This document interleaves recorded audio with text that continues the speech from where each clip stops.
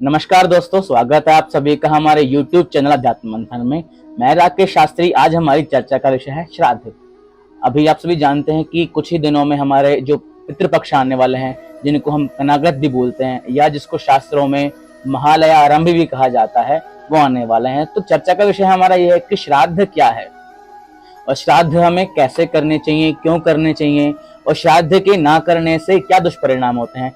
इन सभी बातों पर हम चर्चा करेंगे और साथ में ये भी जानेंगे कि हमें कौन सा श्राद्ध किस दिन करना चाहिए। तो चलिए चलते हैं।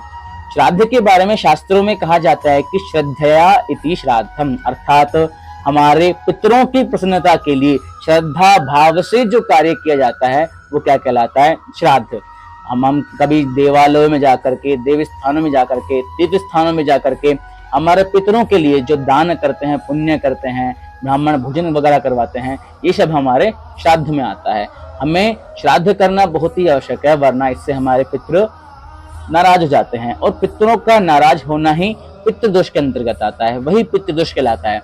और पितृदोष होने के क्या क्या परिणाम होते हैं, दुष्परिणाम होते हैं। हमारे घर में क्लेश वगैरह रहते हैं, घर में अशांति बनी रहती है, पति पत्नी में क्लेश, भाई बहन में क्लेश, घर में ज्यादा बेटियों का पैदा होना, बच्चों का पढ़ाई में मन न लगना, और कभी कभी तो ऐसा लगता है कि हमारे ना एक लाभ हाथ में आने वाला था और अचानक से वो चला जाता है। ये सभी कारण हमारे पितृदोष के होते हैं। अब पितृदोष के निवारण क्या है, पितृदोष का उपाय क्या है? पितृदोष का उपाय है हमारा श्राद्ध। अब श्राद्ध कैसे करना चाहिए? हम श्रद्धा भाव के साथ जो पितृपक्ष हैं, कनागत हैं, उनके अंदर शास्त्रों में ये तो वर्णित है कि किसी विद्वान ब्राह्मण को, यदि विद्वान ब्राह्मण ना हो तो अपने बहन के बेटे अर्थात भांजे को या नाती को भोजन कराएं। साथ में उनको ऐसा भोजन कराएं कि जिसके प्रति हम श्राद्ध कर रहे हैं वो भोजन उसको पसंद हो।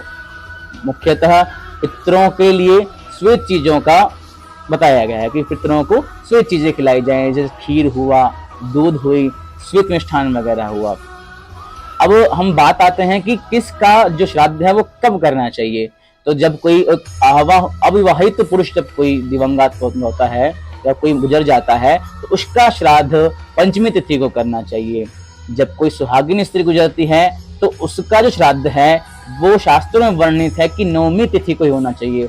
चाहे वो किसी भी तिथि को गुजरे हो, चाहे उनका स्वर्गवास किसी भी तिथि को हुआ हो, लेकिन सुहागिन स्त्रियों का जो श्राद्ध है वो नवमी तिथि को करना चाहिए। यदि कोई सन्यासी गुजरता है तो उसका श्राद्ध नारायण द्वादशी को करना चाहिए।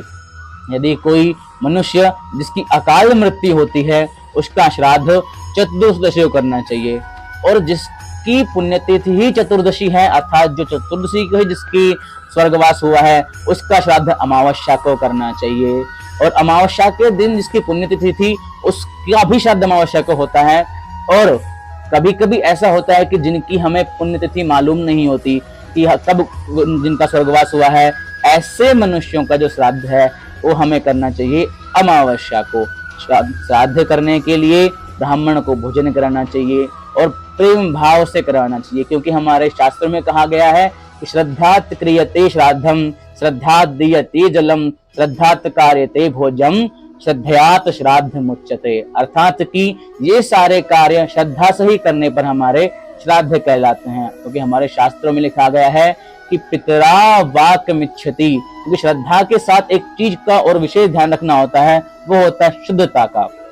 हमें श्राद्ध करते समय शुद्धता का बहुत ही विशेष ध्यान रखना होता है, क्योंकि शास्त्रों में लिखा गया है पितरा वाक मिच्छति, अर्थात श्राद्ध में शुद्धता बहुत ही महत्वपूर्ण है। और भावात मिच्छति देवः, अर्थात भाव मिच्छति देवः, अर्थात कि जो देवता हैं उनको भाव अच्छे लगते हैं, वो भाव चाहते हैं इंसान के कि इंसान के मन में अच्छे भाव हों। और पितरों के लिए आता है कि पितरः वाक मिच्छति, वो शुद्धता को चाहते हैं। इन सभी बातों के साथ मैं अपनी वाणी को विराम देता हूँ।